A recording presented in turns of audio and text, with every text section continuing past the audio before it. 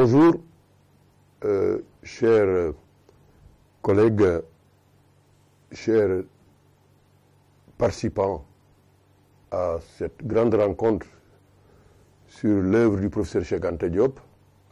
Ici à Dakar, du 7 février, date de la disparition du professeur Cheikh Anta. Au 31 mars, la journée du parrain de l'université Cheikh Anta Diop.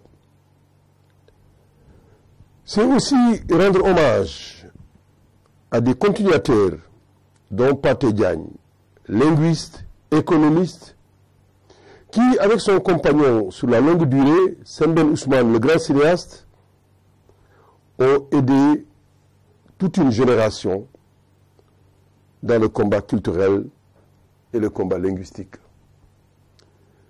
Si certains de ma génération peuvent aujourd'hui lire et écrire en langue nationale, ben nous le devons à ces aînés qui, dans les années 70, eh bien, ont animé le journal qui s'appelait Kadou, la parole du peuple. C'est grâce à eux que nous avons pu, dans le cadre de l'Association des chercheurs du Sénégal, avec mon collègue et ami Yoro Silla, animer pendant une dizaine d'années un autre journal Sofa, qui a pris le titre des Sofa de Samori, des combats de Samori Touré. D'autres initiatives ont suivi. Leslie Ndielben de Seydou Ndiaye a continué le travail. Et aujourd'hui, notre frère, notre homonyme, Boubacar Boris Diop, anime un journal en ligne, Loudefu Wahou, avec d'autres Sénégalais engagés et d'autres Africains. Et Kodou Fall et d'autres également font un travail remarquable dans cette équipe. Et nous avons pensé que pour la journée d'aujourd'hui, il faut revenir à Pathé Diagne. Mais avant de lire le texte produit par Pathé Diagne lui-même, je voudrais ajouter des précisions sur les liens qui nous unissent. Non pas pour que vous soyez indulgents à mon égard, mais au contraire, pour que vous puissiez être libre de réagir sur son texte en toute connaissance de cause. Pathé, je l'ai connu d'abord dans les années 60, quand je suis venu pour la première fois à Dakar. Le rejoindre, lui qui avait auparavant déjà quitté Ndar, la ville appelée par les Français Saint-Louis du Sénégal, ancienne capitale du Sénégal, de la Mauritanie et de la OEF. Pathé habitait à la rue Thiers de Dakar, aujourd'hui rebaptisée rue El Hadj Amadou Hassan Ndoye, dans la maison même qu'habitait un des plus grands chefs religieux de l'histoire du Sénégal, Serigne Ababakar Sy, dont une des épouses, Madame Seynabou Diagne, est une sœur de Pathé et une sœur d'Issakha Diagne, qui est mon ami, mon frère.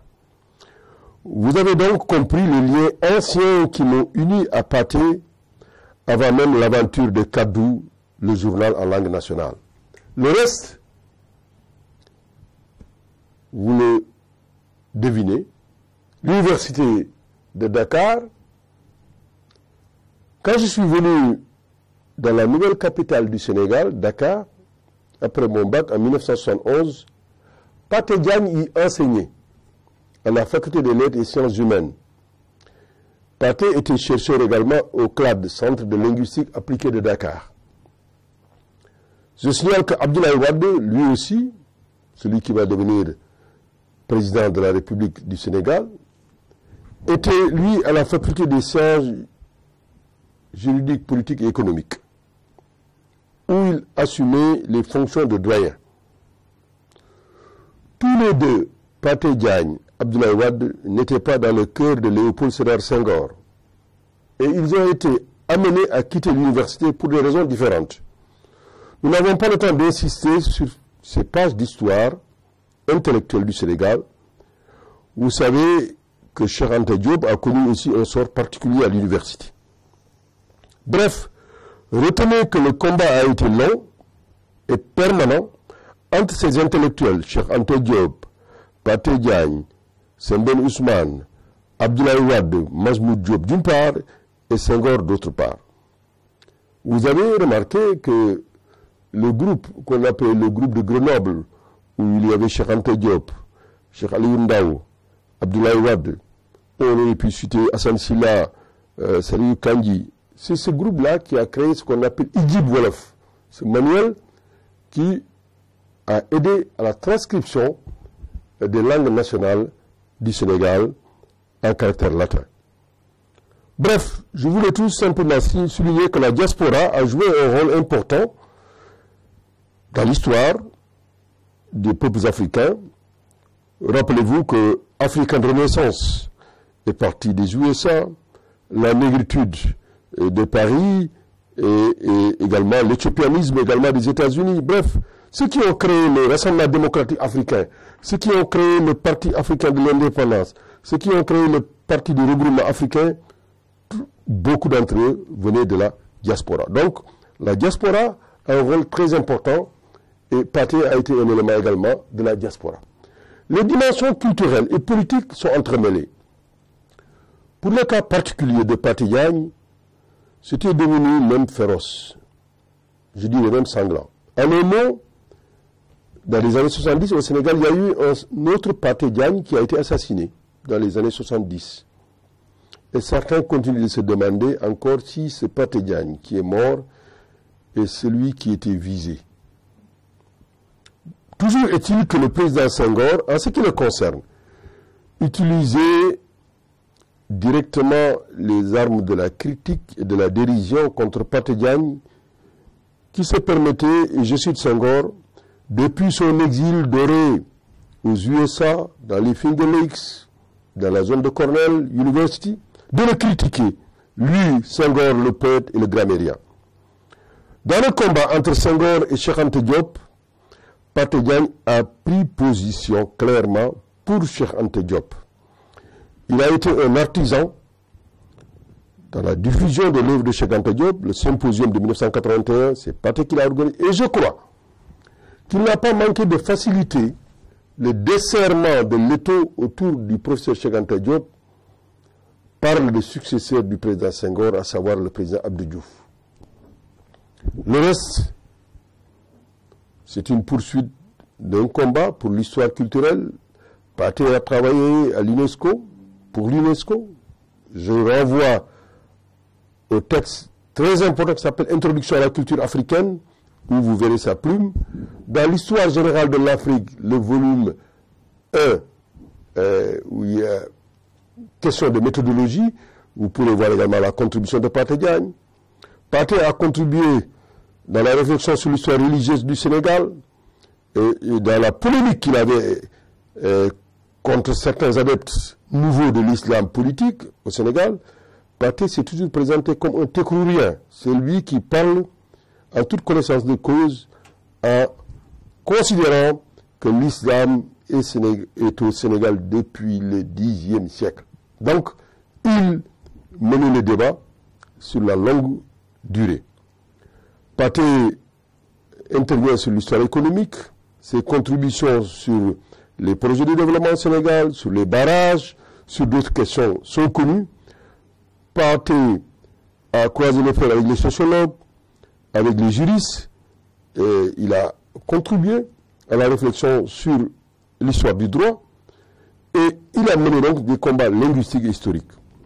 Ce sont ces deux derniers aspects, le combat pour l'histoire, le combat pour les langues, que nous avons retenus, et ce sont ces éléments-là qu'on va partager avec vous.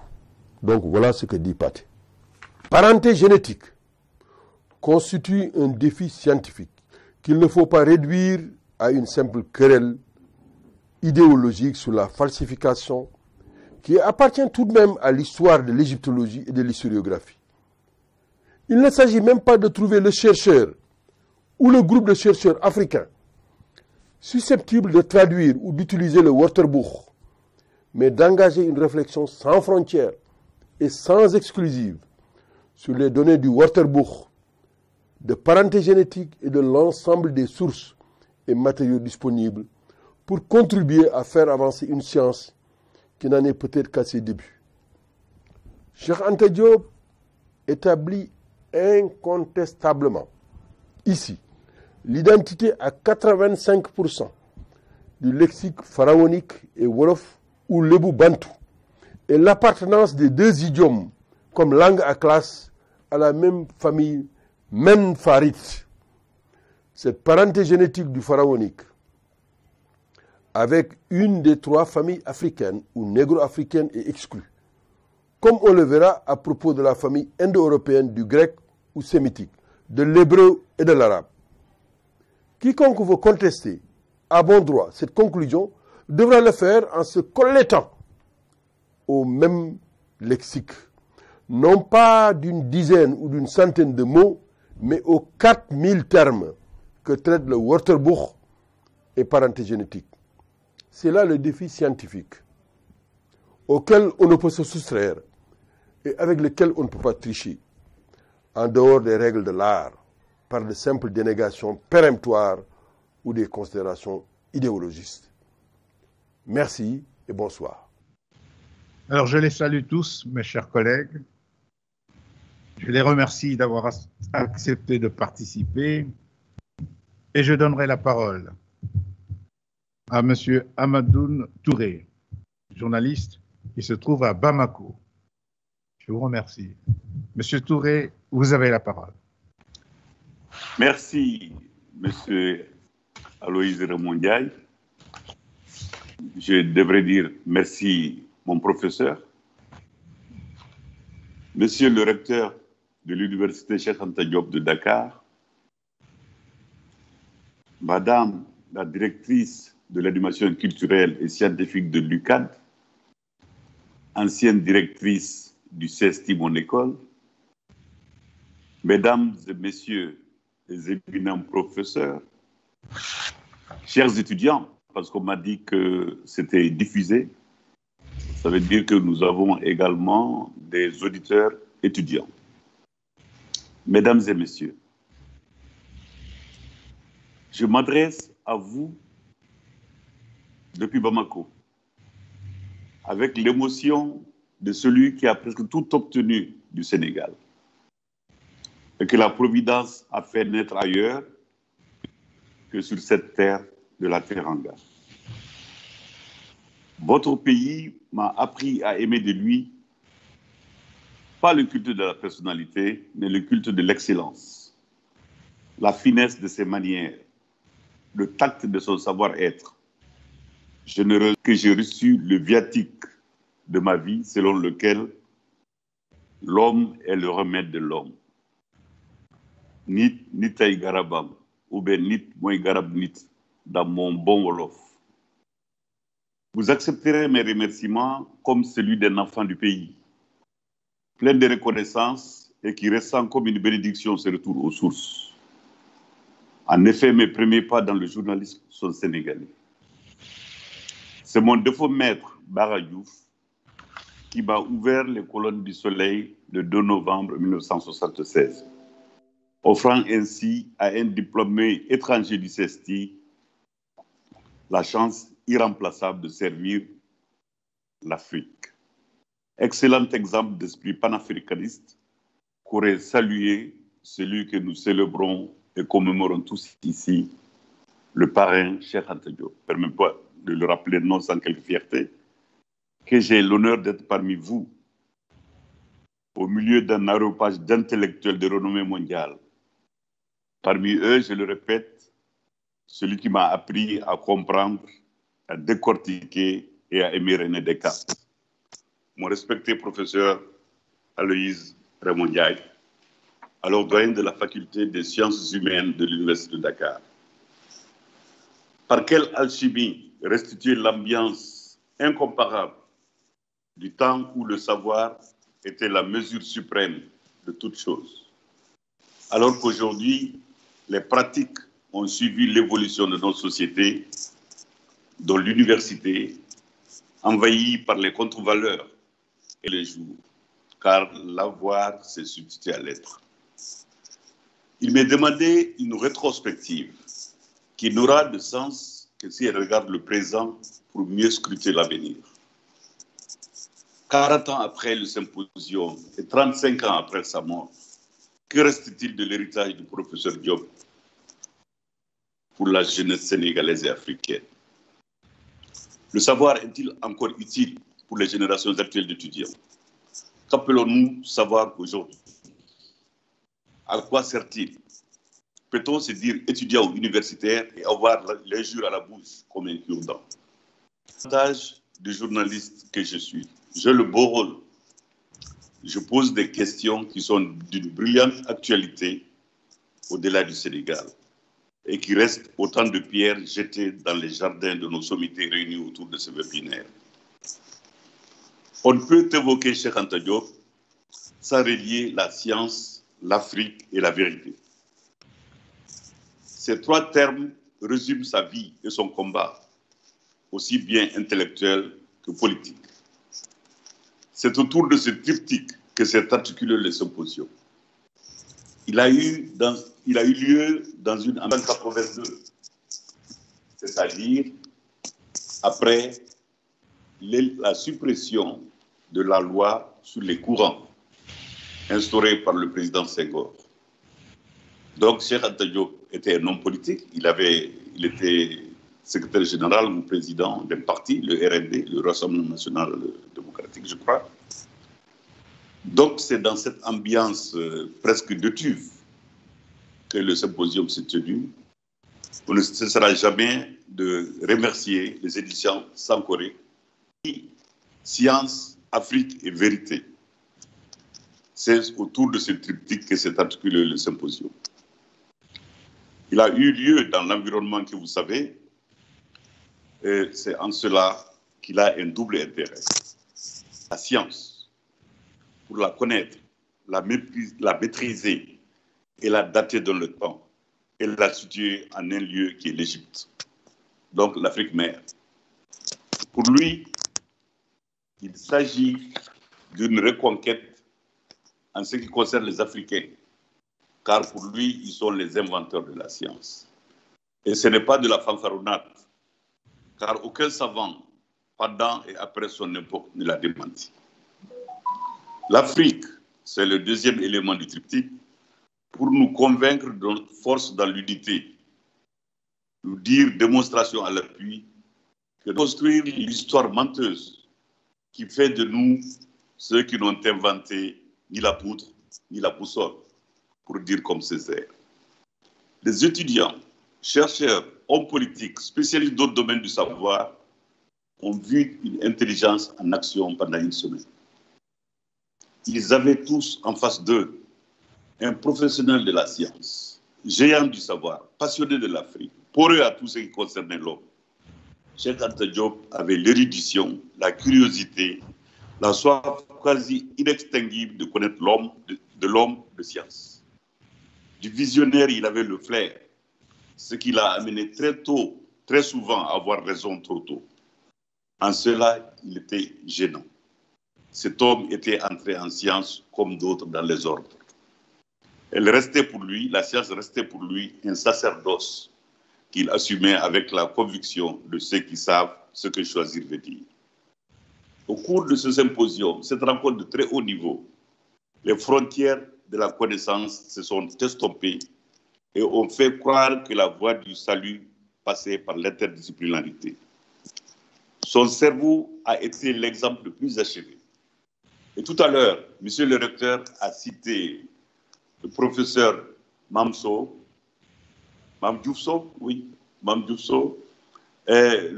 professeur Abibakri Lam, le professeur Alois Diaye naturellement, il aurait pu ajouter Mamoussé Diagne, il a cité Sahir Cham. C'est avec beaucoup de ferveur intellectuelle que les étudiants ont choisi ces moments. Ils étaient des disciples de Cheikh Anta Diop, du professeur. Alors, le cerveau de Cheikh Anta Diop a été l'exemple le plus achevé. Il savait tout ou presque. À la manière des éminents savants des temps passés, il touchait à tout avec un incomparable génie. La philosophie, l'histoire, la linguistique, la physique nucléaire, l'esthétique n'avaient guère de secret pour lui. Cheikh Anta Diop parlait de tous les sujets avec une profondeur et une précision extraordinaires. Cette autorité dans les domaines multiples qui étaient les siens n'en fit jamais invalidité du savoir. Il faut avoir le privilège de l'entendre pour s'en persuader. Grâce à l'immense savoir et au grand talent du professeur, il rendait intelligible l'hermétique. Il rapprochait de nous le lointain et faisait d'Isis et d'Osiris et même du dieu Ra des familiers, presque des contemporains. Pour peu, nous les inviterions à notre table, tellement ils paraissaient vivre à notre époque. C'était cela aussi, Cheikh Anta Diop. Mettre une intelligiopolitain, Memphis ou Tébé, en parler comme de la ville de Diourbel, qui a donné ses cadeaux royaux au Sénégal. Il faut saluer cette heureuse initiative de sculpter dans du marbre ce symposium d'avril 1982, organisé, on l'a déjà dit, par les éditions Sankoré, à l'Université de Dakar, à l'époque, l'Université de Dakar, pour interpeller une œuvre riche, axée sur le passé, mais combien actuel. Le plus bel hommage rendu à ce monument aura été cet amphithéâtre où nous nous sommes retrouvés pendant une bonne semaine, où régnait une chaleur de tube, pleine à craquer d'étudiants, de professeurs, d'intellectuels de tous bords, d'hommes politiques de toutes les chapelles idéologiques. Des jours durant, il a donné chaque soir comme une leçon inaugurale. Sans note, il égrenait des dates, des faits, des chiffres qui étaient d'une autre époque. Un soir, la fatigue l'a terrassé, devant un public ému, admiratif, mais sachant que l'énergie dépensée devait épuiser son nombre. Il se savait mortel et voulait donc tout dire tout de suite. 40 ans après le symposium et 35 ans après sa disparition, il faut s'interroger sur la continuité de l'œuvre, sur l'actualité de Cheikh Anta Diop et sur le sort de l'héritage impressionnant qu'il nous laisse. Déjà en son temps, c'est-à-dire en avril 82, il déplorait à mots à peine couverts l'absence de bousculade parmi les héritiers. Il répondait justement à la dame que j'ai en face de moi, le professeur Mamso, il n'a pas dépendu de moi que je n'eusse pas fait de disciple. Le subjonctif est de lui, bien sûr. Disait-il non sans regret. Votre belle idée d'aujourd'hui perpétue ces géants du savoir. C'est tout à l'honneur de l'université qui porte son nom et qui garde toujours à son fronton « Lumière est ma loi ». La lumière, c'est la science, c'est la vérité, c'est l'Afrique, c'est-à-dire les raisons de vivre de Cheikh Anta Diop. C'est pour cette raison qu'aujourd'hui, en tant qu'aîné, en tant qu'ancien, en tant que professeur, en tant que retraité actif comme moi, comme conseiller spécial du Premier ministre du Mali, nous devons dire la vérité à nos enfants, à nos petits frères, à nos petites sœurs, à nos neveux, à nos nièces, qui sont les générations montantes, comme on le dit tous les jours. Bien, merci bien, Monsieur Touré. Merci de cette synthèse. Merci de nous avoir replongé dans l'ambiance intellectuelle, culturelle de l'époque et de nous avoir brossé l'essentiel de la personnalité de notre aîné, le professeur Cheikh Anta Diop. Alors, je vais donner la parole maintenant au professeur Boubacar Diop, Boubacar dit Bouba Diop, et ensuite je donnerai la parole à monsieur Aboubakri Moussalam. Nous avons encore 3 quarts d'heure de discussion et d'échange. Nous essaierons de respecter le temps qui nous est imparti aux uns et aux autres. Et je remercie à nouveau notre collègue du Mali, qui est au Mali, M. Amadou Touré. Et j'ai le plaisir de lui parler et de le saluer également. Merci. Sur la liste, je ne devais pas intervenir le premier, mais je viens de perdre un collègue, un ami, un compagnon dans le combat pour la culture, l'éducation Et jusqu'à jeudi dernier, dans le cadre de ce qu'on appelle les jonctions culturelles académiques au sein de l'université de Dakar, il était avec nous, mais il nous a devancés pour parler comme les Égyptiens sur l'autre rive. Et tout à l'heure, dans 5 minutes, dans 10 minutes, je dois faire partie de ceux qui vont l'accompagner, puisque comme la tradition, une certaine tradition musulmane veut que ce soit fait aujourd'hui. Alors donc, excusez-moi parce que je ne pourrais pas rester jusqu'à la fin, mais je tenais à, pour l'honneur qu'il nous a fait, en nous choisissant parmi les intervenants dans ce webinaire, d'autres auraient pu faire également ce que nous sommes en train de faire. Et nous allons tout faire pour que, ma foi, cet exercice puisse servir à la communauté académique au Sénégal, en Afrique et dans le monde. Je félicite aussi Mme Traoré, donc la nouvelle directrice de l'animation de l'UCAD, pour l'initiative consistant à restaurer une tradition, celle de la célébration de la journée du parrain, et l'encourager à garder la cadence. Ce n'est pas facile, mais avec le soutien de tous et de toutes, le défi va être centre d'excellence et de convergence, la définition la plus intéressante à mon avis. Une université compte dans le monde par la qualité et le volume de ses enseignements, la qualité et le volume de ses productions, de ses animations, le nombre des alumni qui sont sortis de l'université. Tout à l'heure, Amadou Touré en donne un bon exemple.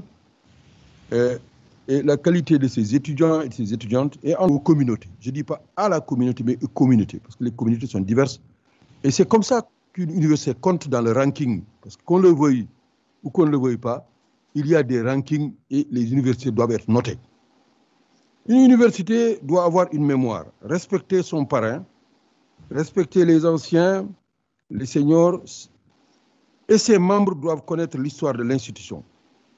Et c'est heureux ces jours-ci qu'un groupe s'est constitué pour écrire l'histoire de l'UCAD, parce qu'il y a eu des histoires de l'UCAD. Mais je crois qu'aujourd'hui, qu'il y a un nouveau groupe, c'est intéressant. J'ai été sollicité pour être membre du comité scientifique, j'ai accepté avec d'autant plus de plaisir que c'est une occasion de Cheikh Anta Diop en 86, année du décès du parrain. J'ai écrit même dans des ouvrages, hein, mais c'est inexact, puisque lors de la cérémonie funèbre, nous étions présents, il y a même eu un petit incident pour savoir est-ce que c'est l'IFAN qui doit porter le nom ou toute l'université. Le doyen Aloïse qui est à ma gauche peut y revenir. Je ne reviens pas sur les détails et sur les moments très complexes. Ceux qui vont écrire vont revenir là-dessus. Et enfin, l'université.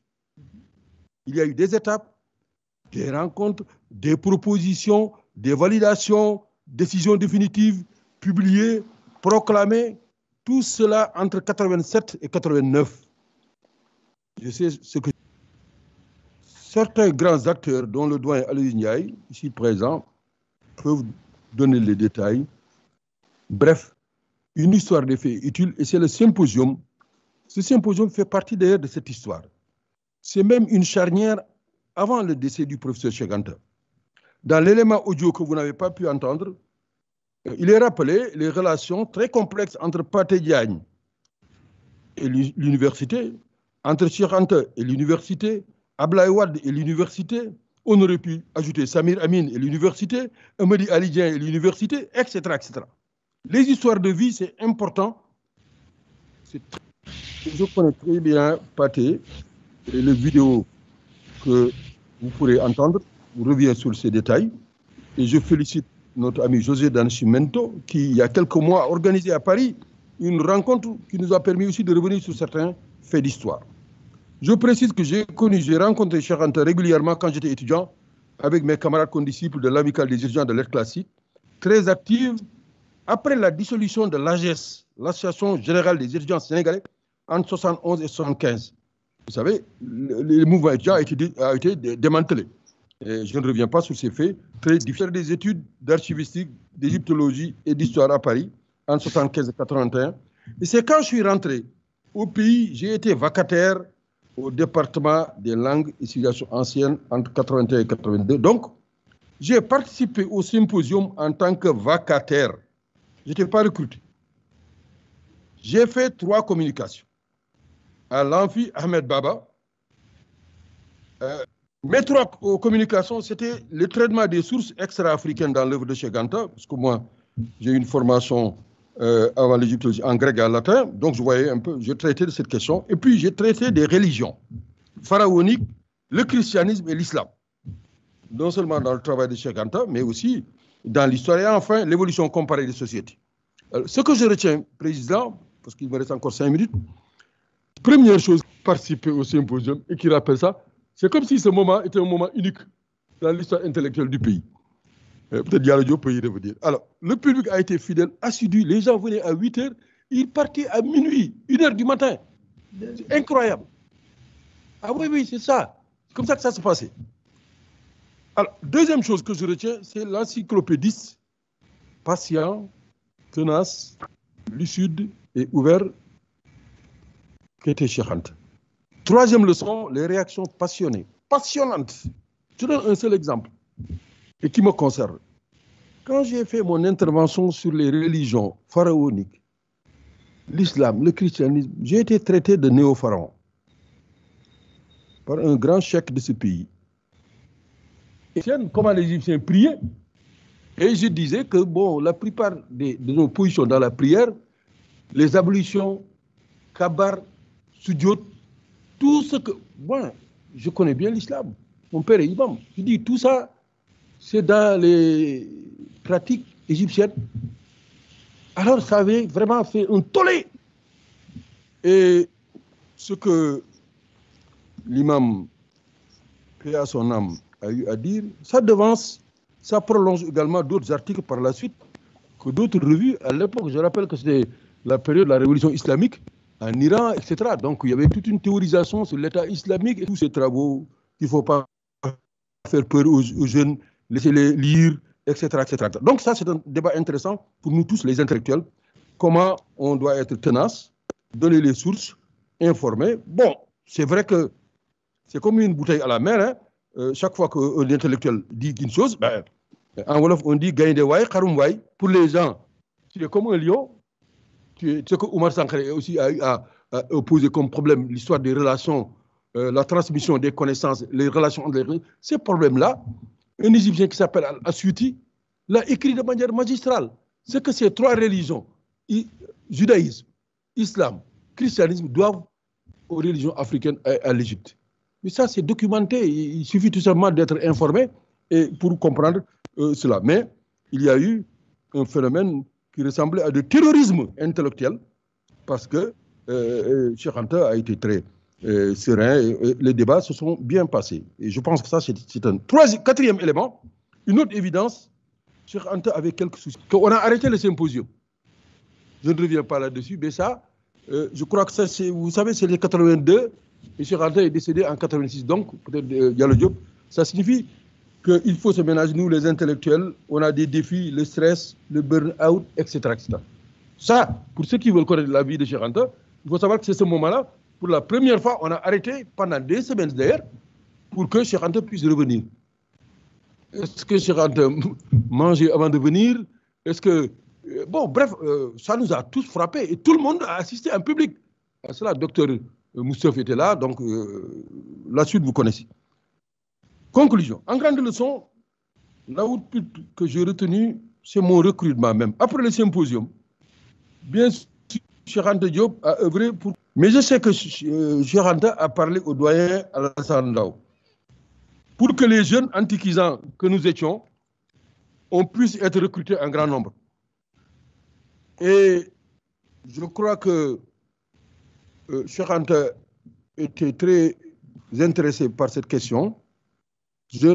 Aboubakri peut y revenir. Je rappelle que quand on était à Paris, quand on est arrivé en grand nombre, là, on était au moins 3 ou 4 Sénégalais à un moment qui voulaient faire l'égyptologie. Le professeur Leclan a écrit au président Senghor pour lui demander est-ce que c'est vrai que ces étudiants-là ont été envoyés par le Sénégal. Bon, voilà. Est-ce que ce n'est pas Cheikh Anta qui vraiment le plus compliqué? Parce qu'Aboubakri, Babacar Sall a été envoyé. Moi, j'étais parti pour faire les archives et la paléographie. Il y avait un autre Sénégalais qui s'appelait Traoré. Il y avait Bouri également. Bon, bref, c'est assez compliqué. Et Senghor a répondu positivement en disant que Vincent, mon ancien professeur de lettres au lycée Charles de Gaulle, m'avait en estime, et les collègues aussi, mes aînés, les Oumar Sankaré, Eugène, etc., Mamsou, Oumar Ba, Émile, etc., m'ont bien adopté. Donc, c'est comme ça que j'ai donc été recruté. Je conclus. Ce symposium a réouvert, je pèse bien mes mots, la porte à Cheikh Anta Diop. Parce que Cheikh Anta a été, certes, recruté à l'IFAN, mais c'est ce symposium qui a permis de réouvrir la porte, la grande porte. Ce symposium permet de comprendre l'enjeu du dialogue et des débats. Une de ces confidences, chez le général, c'est cette confidence que je retiens moi le plus de Cheikh Anta.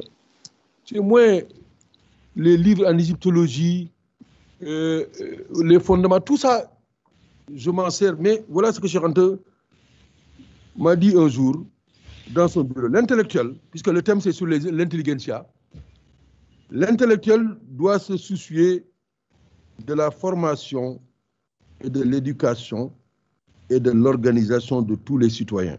Sinon, cet intellectuel-là, surtout s'il fait la politique, il va tomber dans la tyrannie ou dans la démagogie. Donc, les intellectuels africains et ceux qui font le travail intellectuel doivent se refuser d'être tyrans, d'être des démagogues. Et je crois qu'aujourd'hui, les amis noirs américains disent you have to organize yourself, if not you will agonize. Si vous n'êtes pas bien organisé, vous allez agoniser. Et si le peuple n'est pas éduqué, le peuple n'est pas formé, bien organisé, et effectivement, vous risquez d'être le tyran ou le démagogue, ce que Cheikh Anta a toujours refusé. Je vous remercie. Merci bien, monsieur le professeur Diop. Pour gagner du temps, je vais donner la parole à notre collègue Aboubakri Moussalam et je demanderai aux uns aux autres, compte tenu du temps, de faire un effort. On est passionné quand on en parle, mais je crois qu'il est bon pour cette occasion-ci de réduire et de dire l'essentiel afin que tous les collègues qui sont là puissent au moins participer à cet hommage. Monsieur Aboubakri Moussalam, je vous donne la parole. Merci. Merci. Moi, je vous appelle Monsieur le doyen. Donc, est-ce que vous avez été doyen de notre faculté? Merci, Monsieur le doyen. Alors, comme on me dit qu'il faut être... moi, j'avais préparé un exposé pour 15 minutes, bon, mais je vais essayer de résumer. Alors, mon propos s'intitule « Symposium d'avril à mai 1982 ». Pour la revanche du triomphe, il faut des rappels. Parce que sans ces rappels, on ne peut pas comprendre la portée du symposium de 82. Alors, ces rappels, c'est que Cheikh Anta, il y a eu une tentative de briser Cheikh Anta lors de sa soutenance, parce qu'on voulait lui faire payer son entêtement à trouver une histoire à l'Afrique. En 1954, on lui a refusé la soutenance, mais en 1960, on l'a brisé parce que la mention qu'il a obtenue n'était pas conforme au caractère révolutionnaire de sa thèse. Et il rentre à Dakar, on le met en quarantaine à l'IFAN. C'est un refus, parce qu'à l'époque, je crois, il y avait lu Vincent Thomas. Et donc, il ne peut pas enseigner. On le met en quarantaine. Et il va recevoir un salaire de licencié, alors que lui, il était docteur d'État SLM. Alors, tout cela, Cheikh Anta le supporte, se décanter. Alors, en 81, et là aussi, pour comprendre le symposium, il faut revenir au début de l'année 81 plutôt, parce que fin de l'année 81, c'est en ce moment-là qu'il commence à enseigner, qu'il reçoit enfin l'autorisation d'enseigner. Ce qui s'est passé, tout le monde sait, c'est que Senghor était parti et Abdou Diouf avait pris le relais. Et Abdou Diouf était un admirateur de Cheikh Anta. Il me l'a dit en personne, il admirait Cheikh Anta. Donc il a beaucoup contribué à la réhabilitation de Cheikh Anta. Donc Cheikh Anta obtient enfin ce qu'il voulait, c'est-à-dire enseigner et participer à la formation des cadres. Et le symposium, on ne peut pas le comprendre si on ne le relie pas au début des enseignements de Cheikh Anta. Parce que Cheikh Anta va désormais pouvoir partager ses opinions, discuter de ses travaux avec la communauté universitaire, à savoir les étudiants et les enseignants-chercheurs. C'est ce qui va permettre donc aux éditions Sankoré de programmer un vaste débat dans l'enceinte de l'université pour permettre à Cheikh Anta de développer enfin, comment dirais-je, ses points de vue. Enseigne et il va au CAMES pour se faire inscrire comme enseignant de rang A. Et le président Abdou Diouf le nomme comme professeur titulaire de classe normale 3e échelon. Donc, réhabilitation et revanche. Mais la revanche, c'est en fait le symposium qui va la parachever, parce que le symposium, à l'occasion du symposium, Cheikh Anta va pouvoir enfin défendre les indiqués, enseignants, chercheurs et étudiants. Au moment les mieux indiqués, parce que c'est le retour plutôt de certains spécialistes. Babacar Diop en a parlé tout à l'heure. Parce qu'en 81, il s'est passé cette chose-là. 3 spécialistes d'égyptologie et d'histoire ancienne sont rentrés de Paris. Il a rappelé les problèmes que nous avons eu avec le professeur Leclerc. Les étudiants, c'est en ce moment-là qu'ils le découvrent. Le grand public, c'est également à l'occasion du symposium qu'ils le découvrent. Au professeur Abdoulaye Eliman Kane, que j'aperçois à l'écran et qui m'entend, je pense. Chers collègues et chers amis, je vous donne la parole. Professeur Abdoulaye Eliman Kane, si vous m'entendez. Bonjour, professeur Aloïse Rébondiaï. C'est bien à moi que vous voulez donner la parole. Madame Salle, que je voudrais remercier, la directrice des services d'animation du cadre, service scientifique d'animation du séjour du parrain, de parler du symposium, d'abord de Cheikh Anta, que j'ai connu d'abord comme professeur de ses enfants, justement, et je ne pouvais pas imaginer que dans mon jury, j'aurais aussi M. Ballanger, qui était un de ses bourreaux, l'utilisation que je faisais des thèses de Cheikh Anta Diop. Et j'ai le premier exemplaire de ma thèse, c'est à lui que je l'ai offert. Le contexte de ce symposium est d'écrire qu'il ne peut pas séparer les scientifiques du politique, que les deux vont dans le sens de l'émancipation de l'homme africain et de l'homme tout court, raison pour laquelle, justement, il a mené de pair le combat politique et le combat scientifique par ses publications, mais par son engagement. Tout à fait emblématique de cet engagement, qui montre d'ailleurs ce qu'il attend de l'intelligence africaine. C'est le fameux article qu'il a publié dans Traoussiki, je ne sais plus, ça fait 40 ans, les choses commencent à s'estomper, surtout quand on prend de l'âge. Le fameux article sur la bombe atomique que venait de construire l'Afrique du Sud. Il a fait un article extraordinaire appelant les autorités, les États africains à prendre conscience de cela, à prendre conscience de ce que la maîtrise, la fabrication de la bombe atomique par l'Afrique du Sud, apartheid, l'Afrique du Sud raciste, était un danger pour toute l'Afrique et que l'Afrique doit se mobiliser politiquement et son esprit, que les élites africaines, si elles se mobilisent et si elles le veulent, peuvent par conséquent elles aussi doter l'Afrique d'un instrument de défense. Ils ne voient pas donc de différence entre les deux. Voilà pourquoi le contexte du symposium est intéressant, à ce que mes collègues ont rappelé tout à l'heure. Le RND qui attendait son récépissé pendant 7 ans venait de l'obtenir en même temps que tous ceux qui en faisaient la demande avec l'avènement du président Abdou Diouf.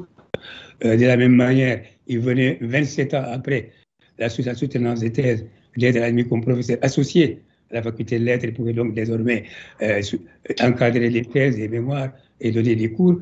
C'est un événement important.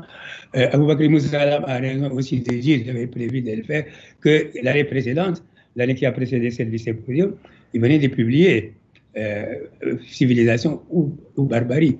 Le titre en lui-même énonce un enjeu. Est-ce que les barbares sont véritablement civilisés ou est-ce qu'ils sont simplement des barbares? Et Cheikh Anta a, je crois, analysé tous les arguments, tous les documents, tous les textes de l'Antiquité qui ont pris position sur cette question, et les textes aussi de notre actualité moderne et contemporaine, pour construire sa propre position, c'est-à-dire pour réfuter cela. Et ce civilisation ou barbarie, cette disjonction appelle justement à une réponse et signifie simplement qu'il va démontrer que, comme le disait un grand historien du XXe siècle, les Africains sont civilisés jusqu'à la moelle des os. Et donc, ce texte est très important. Aboubakry l'a dit tout à l'heure, il revient sur les principaux thèmes qui font le débat culturel contemporain. Il revient là-dessus. Et je voudrais s'agir maintenant du... Oui, le professeur. Merci bien. Si vous permettez, nous avons encore très peu de temps. Je pense que la question que vous avez posée pourrait laisser à Madame, notre collègue Mamso Youf, d'y répondre si elle souhaite. En tout cas, je vous remercie pour la synthèse que vous venez de nous présenter. C'est ce que je voulais dire à propos du symposium, mais si le temps avait compté, je me soumets à cette discipline. Je dis que ce que j'avais à dire sur le symposium, la tenue du symposium lui-même, je ne l'ai pas encore dit, c'est ce qu'on m'avait demandé de faire. L'impression de ce qui s'est passé au cours du symposium, et je dois dire qu'effectivement, ce symposium s'est tenu la nuit, et les gens venaient tout de même chaque nuit, et le grand amphi tout neuf de la faculté de droit était plein à craquer à la première séance. Et les séances suivantes, ça a diminué un peu. C'est quand même important, montre l'enthousiasme des étudiants, des enseignants, des chercheurs de tous ordres qui sont venus participer à ce symposium. Il faut dire également qu'au cours de ce symposium, il y a eu des interventions des représentants de différentes disciplines, ceux qui sont spécialistes de l'Égypte, mais également une question fondamentale à laquelle Cheikh Anta tenait beaucoup, qui rejoint un peu ce que je disais tout à l'heure à propos de l'aptitude des barbares à spéculer, c'est la mathématique. Il répondait dans Civilisation et barbarie à une question précise, est-ce que les Égyptiens se servaient du concept de démonstration comme les mathématiciens grecs le faisaient? Euclide, par exemple, terminait toujours ses raisonnements par la formule, c'est ce qu'il fallait démontrer. Et bien, dans Civilisation et barbarie, il montre précisément, à partir des textes, des papyrus consacrés à la mathématique, que les Égyptiens étaient capables de théorie et donc de montrer qu'ils savaient ce que signifie le concept de démonstration. À cette occasion, d'ailleurs, le professeur Zafir Cham a non seulement confirmé cela, mais montré, dans le sens de ce que souhaitait Cheikh Anta, que les langues africaines sont aptes à exprimer les idées les plus abstraites, les concepts mathématiques, et il a montré lui-même en créant son propre vocabulaire comment on peut exprimer en Wolof des notions mathématiques. Ce sont des éléments tout à fait importants. Je dois préciser aussi que l'incident dont parlait tout à l'heure Bouba Diop, lorsque Cheikh Anta a eu un malaise, c'est lorsque, malheureusement, les philosophes constituaient le panel, Aloïse Raymond Ndiaye, Mamoussé Ndiaye et moi-même. C'est au terme de nos interventions qu'il y a eu ce malaise. Et je dois aussi, pour rendre hommage aux médecins, le contexte le permet tout à fait, c'est le docteur Ahmad Ba, qui certainement a deviné ce qui s'est passé, a sauté sur l'estrade et lui a mis dans la bouche un bonbon qui lui a permis certainement de tenir le coup. Et comme cela a été dit, le colloque, le symposium a été suspendu pour plusieurs semaines, mais Cheikh Anta tenait à ce qu'il reprenne, et il a effectivement repris. Et pour terminer, je vais souligner un phénomène particulièrement important. Il y avait beaucoup de chercheurs, et il y avait beaucoup d'étudiants, et beaucoup d'intellectuels, mais il y avait aussi beaucoup de militants du RND. Et l'un d'entre eux, qui est un vieil ami de Cheikh Anta Diop depuis le bloc des masses sénégalais, le premier parti qu'il avait créé, un entrepreneur de transport analphabète qui venait tous les soirs, qui ne comprenait rien à ce qu'on disait, mais qui tenait à assister à ces séances et attendait surtout la réponse de Cheikh Anta. Vous savez, ces réponses sont toujours attendues après plusieurs interventions de plusieurs heures. Il tenait à prendre la parole et il répondait comme il a souvent envie de le faire de manière exhaustive. Eh bien, ces militants disaient à Wolof, vous allez voir ce que vous allez voir, il va tous vous écraser. Parce que lui, c'est un admirateur inconditionnel de Cheikh Anta Diop. Mais c'est la preuve aussi que les militants voyaient dans ce symposium un renouveau, une sorte de renaissance après la recherche du récépissé et les autres difficultés sur le plan politique. Voilà, professeur Aloyse Ndiaye, je m'excuse d'avoir un peu forcé pour terminer mon intervention, mais je le précise, quand on m'a invité, on m'a dit qu'il est invité à parler de l'atmosphère, des principaux points saillants du déroulement de ce symposium. Peut-être que mon introduction a été un peu longue, mais je tenais quand même à respecter mon engagement. Et je vous remercie encore une fois pour votre indulgence et pour votre invitation. Merci. Merci beaucoup, chers collègues. Vous avez forcé pour terminer et dire l'essentiel. Moi, vraiment, je me suis forcé aussi pour ne pas vous empêcher de parler. En tout cas, merci pour ce que vous avez dit. Alors, je donne la parole rapidement à notre cher collègue, le professeur Mame Sow Diouf. Merci beaucoup. Très ravi de me retrouver devant ce cénacle, cette sélection de participants. Alors, je remercie mes frères, Diallo Diop, Bouba, que je ne vois pas, Madame Kousson Traoré. Dès que je l'ai entendue parler, dès qu'elle m'a parlé, et c'était pour la première fois, je me suis dit, je ne peux pas rater cet événement, parce que j'y ai vu beaucoup d'engagement de sa part, et puis c'était à point. Alors, recteur, je voudrais intervenir d'abord sur le barbare. Qui est le barbare? Dans la civilisation grecque que je connais, le mot même est grec, au barbaros, c'est presque une onomatopée, c'est celui qui donc qui ne parle pas bien la langue. Le barbare n'est rien d'autre chez les sophistes, qui sont les savants du 5e siècle avant Jésus-Christ, des vrais savants, vraiment, dans tous les domaines d'ailleurs, des polymathes. Et sans que je le taxe, je le qualifie de sophiste au sens péjoratif, un Cheikh Anta, par exemple, moi je pense que c'était un polymathe. Maths, connaissances, poly, beaucoup, il avait énormément de connaissances. Ça, c'est une petite parenthèse. Mais le barbare, il n'était pas condamné définitivement à demeurer barbare. Une fois qu'il avait appris la langue grecque, qu'il avait appris, qu'il s'était mis à faire de la dialectique, à s'intégrer, disons, dans la civilisation, la culture grecque, il n'était plus barbare. Je rappelle, entre parenthèses aussi, que quelqu'un comme Alexandre le Grand, qui a conquis le monde entier, de l'Occident jusqu'en Inde, à l'époque, dans l'Antiquité, c'était un barbare, parce qu'il venait de Macédoine. Comme quoi, un barbare pouvait... Et qui avait-il comme maître? Aristote. Voilà. Aristote, le grand philosophe, qui n'était point du tout un barbare. Donc, c'était pas définitif. Ce n'était pas quelque chose une notion définitive. On n'était pas condamné à demeurer barbare. Mais je vais tourner la page, parce que sinon, ça va être long.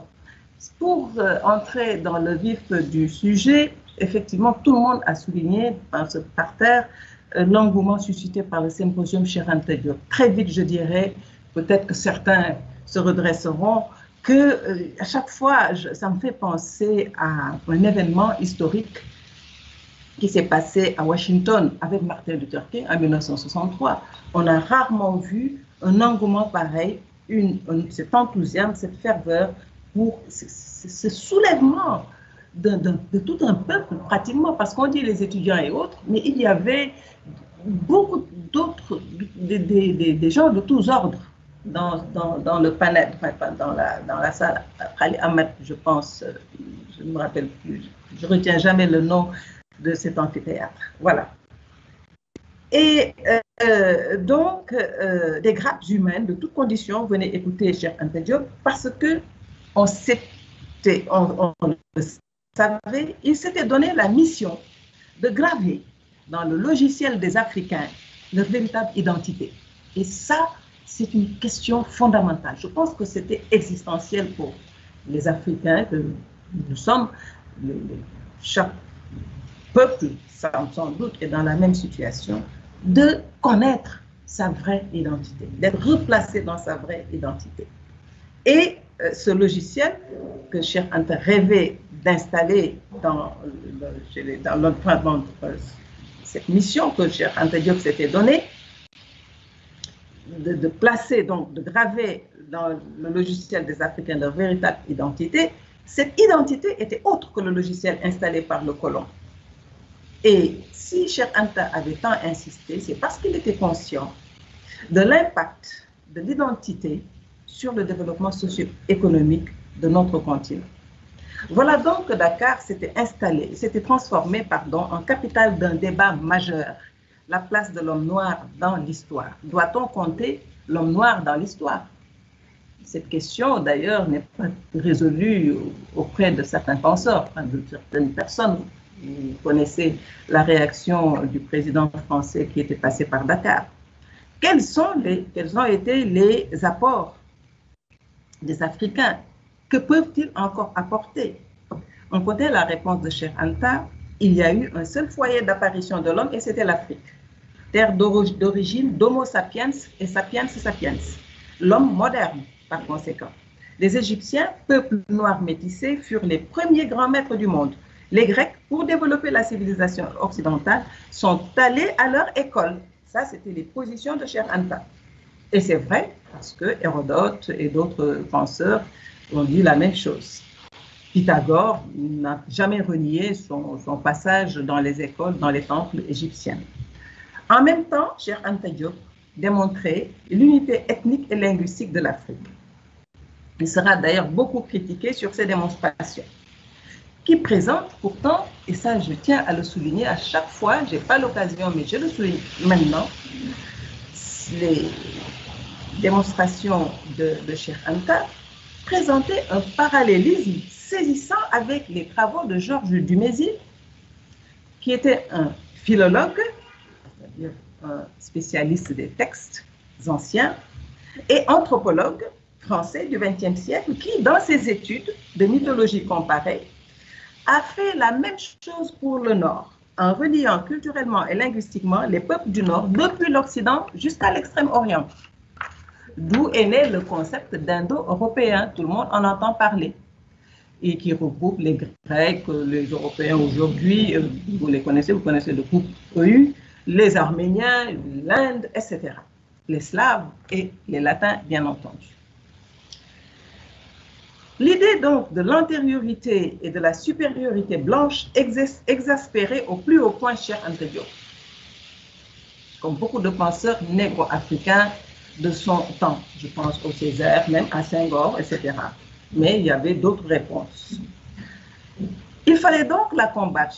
Cheikh Anta Diop choisit de le faire avec les mêmes outils que l'Occident, les outils scientifiques. Pour combattre l'Occident, par des preuves fournies par la science, comme le firent avant lui dans d'autres domaines, Claude Bernard, par exemple, au Majindi. C'est pourquoi je n'ai jamais compris les attaques des savants occidentaux à son endroit, parce qu'il a beaucoup été attaqué. Un documentaire est passé récemment, enfin, il y a quelques années, sur lui. On a interviewé une large palette de spécialistes. Et vous voyez parmi ces intervenants beaucoup d'occidentaux qui critiquent sa méthode. Mais en fait, il utilise les mêmes méthodes. Et je vais le montrer en 2 mots. Donc, je n'ai jamais compris cela parce qu'il utilise les mêmes outils qu'eux, à moins de chercher le coupable dans l'idéologie qui aveugle l'interprétation que les savants font des données de la science. Ça, c'est une autre question. En tout cas, Cheikh Anta Diop a fait précocement, tout à fait précocement, s'est mis à la bonne école. Il a été étudiant de Gaston Bachelard, philosophe français des sciences, qui posait comme principe, pour acquérir l'esprit scientifique, la rupture d'avec le sens commun, chargé d'imagination, imprécis.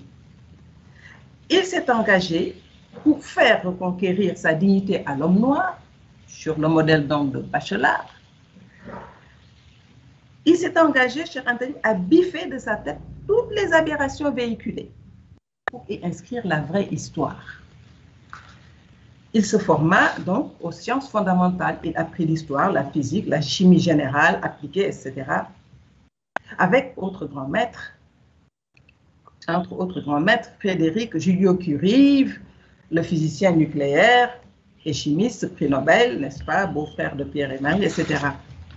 Cette utilisation de la science dans l'histoire, notamment dans le cadre de son laboratoire de datation de carbone 14, était destinée à offrir au peuple noir une version objective de leur histoire et permettait à Cheikh Anta de soutenir toutes les attaques portées de l'extérieur. Et on en a pour preuve, par exemple, le congrès du Caire, la présentation de ses travaux lors de ce congrès et l'immense succès qu'il en a récolté. Je vais donner quelques autres détails quand même qui peuvent intéresser le public jeune surtout. Cheikh Anta. Ça peut être rapidement, cher collègue. 2 minutes. A toujours demandé. La technologie, c'est compliqué parfois. Oui. A demandé la traduction des œuvres scientifiques, philosophiques et littéraires grecques dans les langues nationales. Par exemple, traduire Platon en Wolof, Sérère. Il nous poussait à le faire. Je n'ai jamais eu l'occasion de le faire, à l'image de ce que les Arabes ont fait avec la culture classique. Cheikh Anta ne rejetait donc aucune source du savoir. Il défendait l'homme noir, non pas dans un esprit de confrontation, mais pour affirmer la fraternité humaine, comme Gandhi ou Nelson Mandela. D'où aucune haine chez lui. Et il m'a raconté une fois une rencontre qu'il a faite avec Senghor à une cérémonie chez des amis communs où ils ont échangé le plus cordialement du monde. Il souhaitait qu'on fasse aussi des recherches sur les termes égyptiens passés au grec, ce que je n'ai pas pu faire, faute de compétences, parce que je ne suis pas égyptologue. Mais néanmoins, alors ça, ce n'est pas un argument, ça veut dire qu'on doit travailler en réseau. Mais néanmoins, je me suis rabattue sur une étude qui satisfait en partie sa demande. L'étude de la présence du grec dans le Wolof, ça vous l'aurez bientôt. Et il y en a, effectivement. Donc, bonne intuition. Je crois que ça, Cheikh Anta, pour conclure, a trouvé dommage l'absence d'une collaboration étroite entre donc lui et les lettres classiques. Des lettres classiques qui serviraient l'histoire africaine, qui participeraient au combat qu'il menait, ce qui n'était pas une simple affaire, et vous comprenez pourquoi. Mais l'UCAD bouge dans ce sens aujourd'hui avec les Bouba, parce qu'on introduit dans le LMD, justement, à côté des lettres classiques, nos propres étudiants de lettres classiques vont suivre des cours d'égyptiens anciens, etc., ou de coptes ou autres. Voilà, alors je vais sauter le reste. Tout ce que je veux dire, ah oui, à propos d'une affirmation qui figure dans les journaux, qui a été reprise par le journaliste, je sais, Amadoun Touré, justement, mon frère Amadoun. Je lui disais, lors de ce symposium, donc Cheikh Anta aurait été littré. D'ailleurs, je ne sais pas pourquoi j'avais choisi littré, parce que littré, Cheikh Anta, je le considère comme beaucoup plus grand que littré, s'il avait eu des disciples dans le domaine si divers que sa recherche tente d'éclairer. C'était ça, c'était rhétorique. En fait, ce que je voulais poser comme question, pourquoi, Cheikh Anta, vous n'avez pas fait des disciples? C'est ça, la vraie question. Et il avait vite compris. C'était un homme quand même vraiment intelligent. C'était donc une interrogation déguisée sur le fait qu'il n'est pas disciple, hormis Obenga peut-être et quelques autres un peu moins connus quand même. Pour un chercheur et un savant de son envergure, ça me choquait à l'époque, parce que je le découvrais pratiquement. Nous étions dans les lettres classiques, adulés partout, mais on ignorait l'existence de Cheikh Anta, jusque dans les années 82 justement. Là, on voit le poids de l'Occident, que l'Occident a eu sur nos politiques éducatives. Et pourtant, aujourd'hui, peut-on envisager l'avenir de l'Afrique en snobant la contribution si féconde de Cheikh Anta? Voilà. Vous m'excuserez de ces longueurs. Non, c'est un plaisir de vous entendre et vraiment, Madame la directrice, vous m'avez mis dans une situation tellement difficile. J'ai du mal avec mes collègues. Je ne peux pas couper la parole parce qu'ils en savent des choses et on apprend avec plaisir avec eux. En tout cas, merci de me mettre à cette épreuve que j'apprécie. Merci beaucoup, chers collègues. Alors, il nous reste le professeur Mamoussé Diagne. Si le collègue Mamoussé Diagne m'entend, je lui donne la parole, avec plaisir. Alors, je commence par saluer tous ceux qui sont dans la salle et tous ceux qui, n'étant pas dans la salle, auraient aimé y être cet après-midi. Je commence par remercier le recteur et ses collaborateurs qui nous ont permis, malgré le contexte particulier, je commence par remercier de célébrer le commémorer Cheikh Anta. Cheikh Anta Diop, c'est la question de la mémoire qui se joue avec lui. Et donc, le commémorer, c'est nous remémorer quelqu'un dont la préoccupation constante a été également de la récupération par l'Afrique de sa mémoire. Le colloque dont on parle cet après-midi, ce colloque, nous y avons tous été, nous avons eu le privilège d'y être le symposium. Et dans ce symposium, il s'est agi d'une question fondamentale de déconstruction et de reconstruction, déconstruction d'une mémoire qui nous a été volée et qui a été pervertie et qui a été déformée de manière à nous restituer une histoire à l'envers. Il s'agissait de remettre à l'endroit cette histoire.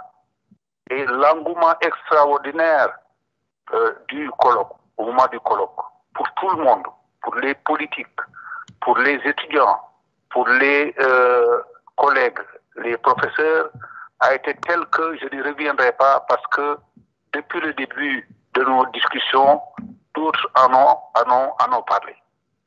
Et ce que je retiens, moi, fondamentalement, c'est le fait de la réception de l'œuvre de Cheikh Anta, la manière dont on en a discuté et l'héritage, ce que nous avons fait du legs. Mais je vais passer sur les deux premiers points, parce que ce serait beaucoup trop long. Et ça, moi, c'est que l'idée même d'une commune humanité, qu'il n'y ait pas que l'Égypte soit d'abord le berceau de l'humanité, et qu'il y ait une commune humanité, un nouvel humanisme qui serait précisément l'humanisme du XXIe siècle. Et Cheikh Anta, de ce point de vue-là, est un auteur incontournable pour tout, pas seulement pour les Africains, mais pour le monde entier. Et l'idée également que nous avons, certaines idées, nous sommes venus au colloque en les partageant longuement après toutes les discussions qu'il y a eu au Caire et après le rapport qui en a été fait. L'idée que l'Afrique est le berceau de l'humanité, que l'Égypte est la mère des sciences. L'idée que la récupération de l'histoire africaine participe nécessairement à l'émancipation de l'Afrique et des Africains. Et donc, bref, l'idée d'une renaissance africaine qui passe par la désaliénation des mentalités et l'égale dignité affirmée de toutes les races, donc de tous les continents également, sont des idées fondamentales que nous retiendrons. Mais ce n'est pas donc sur ces choses-là que j'insisterai. J'insisterai sur quelque chose qui me concerne tout particulièrement. Parce que j'avais la chance, moi, d'être à la fois, d'avoir eu à recueillir de la part de Cheikh Anta une confidence qu'il a eu à me faire le lendemain de sa prestation lorsqu'il s'est effondré d'un seul coup sur l'estrade. Je suis allé le voir chez lui, malgré toutes les idées que nous avons eues pour l'embarrasser un petit peu. Quelqu'un l'a dit tout à l'heure, c'est, je crois, le collègue Lam. Nous avons tenté de l'embarrasser un petit peu, parce que sur certaines questions, touchant notamment le fait que les Grecs sont tous allés en Égypte, ils ont ils ont pillé les Égyptiens, je ne sais pas si c'est Mamso ou si c'est quelqu'un d'autre, mais nous étions donc quelque peu réticents. Surtout moi, qui avait des rapports particuliers avec un autre qui a été aussi interdit d'université, Amadi Alidien. C'est l'idée que finalement, l'idée de la régression de l'Afrique.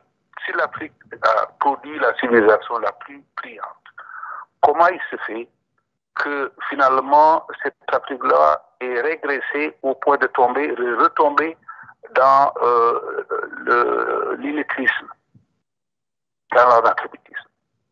Et c'est une question d'autant plus importante que la seule invasion des Hyksos, c'est-à-dire de l'étranger, ne suffisait pas, à mon avis, comme argument. C'est un petit peu l'une des origines de ma propre thèse.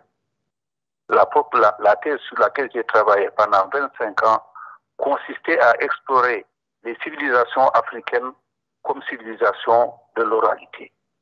Comment est-ce qu'elles sont devenues orales? Comment l'écriture a été complètement perdue? Et si l'écriture a été perdue, comment fonctionnent les pensées africaines devenues orales? S'il est vrai qu'il y a une logique de l'oralité, comme, selon moi, comme il y a une logique de l'écriture, dont Jacques Goudy a montré les ressorts, moi je me suis amusé à démonter les ressorts de l'oralité. Et c'est pour ça que ma thèse s'intitulait justement Civilisation de l'oralité et pratique discursive en Afrique noire, et ça a été publié sous le titre Critique de la raison orale. La question fondamentale que je me posais, c'est de savoir comment une civilisation qui repose essentiellement sur la parole, comment cette civilisation arrive à produire, à transmettre et à gérer son patrimoine. Et c'est cela qui m'a amené à revenir à la Grèce. Justement, comment il se fait que la Grèce ait produit la philosophie et la science telles que nous les connaissons, et comment finalement les connaissances égyptiennes, qui étaient parvenues pratiquement au seuil de la scientificité, ont périclité complètement. L'une des réponses, me semble-t-il, se trouve dans Civilisation ou Barbarie, où Cheikh Anta Diop lui-même dit que le caractère initiatique du savoir égyptien, c'est cela qui a constitué un obstacle majeur à sa diffusion. Et c'est vrai que les Égyptiens étaient jaloux de leur savoir, et je considère, moi, que l'initiation, à partir du moment où c'est une clôture de la connaissance à laquelle tout le monde n'accède pas, cette initiation, effectivement, est propre à précipiter les connaissances au lieu de les développer. Là où la Grèce, par l'adoption de l'écriture alphabétique, par la discussion publique sur l'agora, dont le témoignage est fourni dans l'apologie de Socrate, a permis justement un développement libre du savoir, d'un savoir désacralisé. Et donc, ce qui me semble là important à retenir, c'est le fait qu'un héritage peut être thésaurisé, gardé, mais bloqué à ce moment-là, et nous tombons dans le piège égyptien où un héritage, on peut essayer de le faire fructifier en ne le considérant pas comme quelque chose de figé. Cheikh Anta Diop doit nous servir à la fois et de modèle et de titre de gloire, mais en même temps, nous ne devons à aucun moment le statifier. Parce que le statifier, c'est oublier l'avertissement qui se trouve que Nietzsche se met dans Zarathustra, gardez-vous d'être écrasé par une statue. Cheikh Anta Diop invite plutôt à s'inspirer de lui pour le dépasser. Et c'est ce que nous devons tenter de faire à tout moment.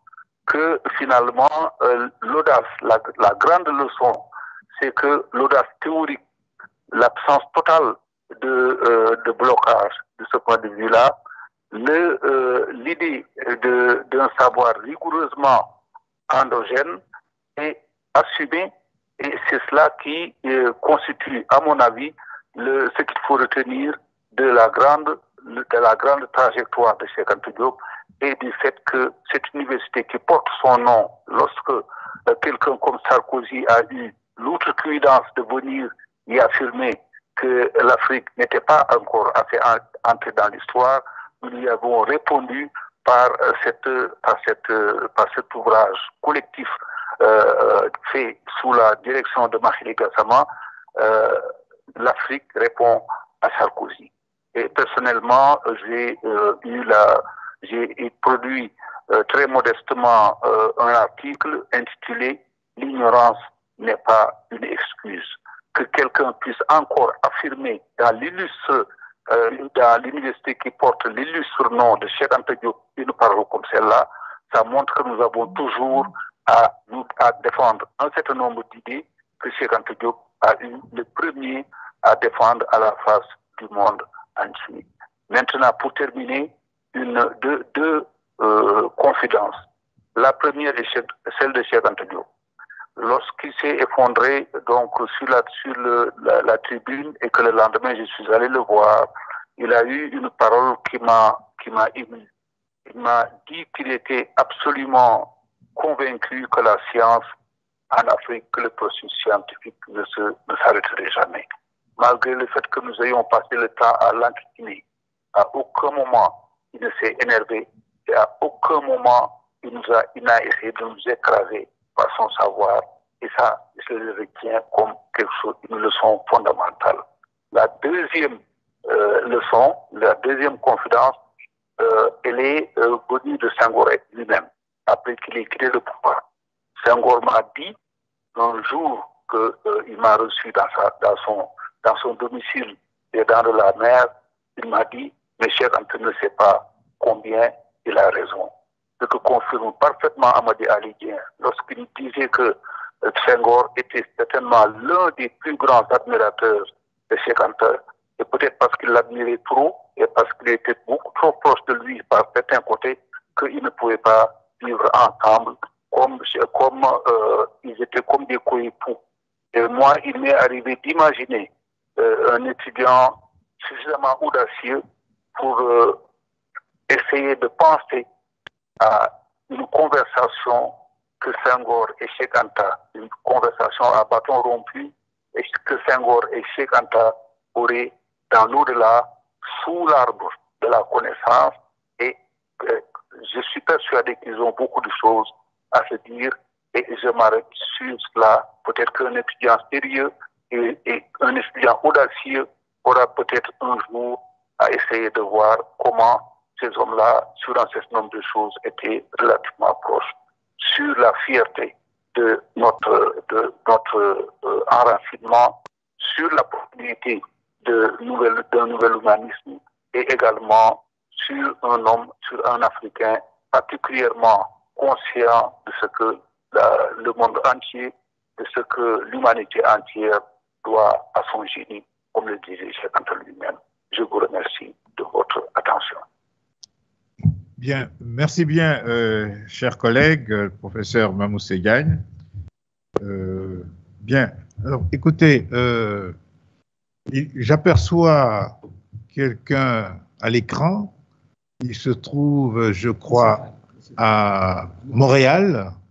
S'il m'entend, j'aimerais bien, avant de donner la parole à notre ami Diallo Diop, le professeur Diallo Diop, s'il a l'intention de nous dire quelque chose, je lui donne 2-3 minutes pour s'exprimer. Monsieur Fall. Je prendrai 2 minutes humblement. Il y a beaucoup de disciples de Cheikh Anta en réalité qui ont essaimé de par le monde. Et c'est vrai qu'au Sénégal, on a un peu l'impression de se l'approprier. Je veux juste profiter de ce parterre d'éminents collègues et qui, je crois, ont un rôle extraordinaire à jouer pour demander au recteur dans quelle mesure il est envisageable d'utiliser cette masse de savoir et de collègues pour avoir un comité adviseur qui pourrait veiller dans la situation dans laquelle Mamoussé nous a rapidement alerté, de cette extraversion actuelle avec les lois du marché, pour qu'il y ait un effort de réappropriation africaine critique de l'enseignement supérieur. Il y a plein d'entreprises privées d'enseignement qui sont en train de champignonner. On voit même une disparition progressive des disciplines qui ne correspondent pas vraiment aux normes de rentabilité. Et je suis assez inquiet, j'avoue, de voir que de tant de savoirs, et sans vous flatter, sont en train de s'étioler et qu'on pourrait véritablement donner une autre impulsion. Et avec cette situation de Covid, il y a une certaine fragilité de cette génération. Et j'avoue que je suis tout à fait inquiet. Et je me demande jusqu'à quel point il est matériellement possible de réunir ces compétences que vous avez, ne serait-ce que même tous ces gens qui sont aujourd'hui sur ce panel, afin d'avoir un comité adviseur sur les grandes orientations endogènes de nos universités, que ces savoirs ne se dispersent pas et qu'on puisse vraiment avoir une impulsion qui puisse servir au reste du continent. Et je sais que c'est une masse critique qu'il ne faut pas sous-estimer. C'est ma simple petite recommandation. Je vous remercie. Eh bien, merci bien, Monsieur Fall, depuis le Québec. Vous donnez, par votre intervention, une dimension universelle à ce colloque, à cette rencontre. En tout cas, merci d'être intervenu. Nous avons noté votre suggestion. Et ça me permet, avant de donner la parole à M. Diop pour pour clôturer cette rencontre, de rebondir sur les propos de notre collègue Mamso Diouf. Peut-être pourquoi le recteur, s'il nous entend, ce qui rejoint également votre proposition, pourquoi nous n'avons pas à l'université Cheikh Anta Diop de Dakar un département d'égyptologie? Il serait quand même intéressant de voir ce qu'on pourrait faire en coordonnant les interventions, les activités du département d'histoire, de l'aide classique grec et latin, avoir une structure universitaire qui pourrait coordonner, etc., tout ce qui se fait. En tout cas, ça honorerait, me semble-t-il, Cheikh Anta Diop. Alors, avant de donner la parole à au docteur Diallo Diop, j'ai parfois du mal parce qu'il y a une trop grande proximité entre lui et moi. Je voudrais simplement, Madame la directrice, vous remercier, vous féliciter encore pour cette initiative, parce que je trouve j'ai eu à intervenir dans un autre contexte qu'on a évoqué très rapidement, c'est-à-dire lorsque la faculté des lettres rendait hommage au professeur Cheikh Anta Diop. J'avais eu à prendre la parole au nom de la faculté, au nom de mes collègues qui sont ici, qui sont intervenus, que je remercie encore une fois. Et dans ce texte, je disais ceci, que beaucoup de voix s'élevaient afin que l'on puisse organiser chaque année, pour commémorer l'anniversaire de sa mort, des journées scientifiques Cheikh Anta Diop.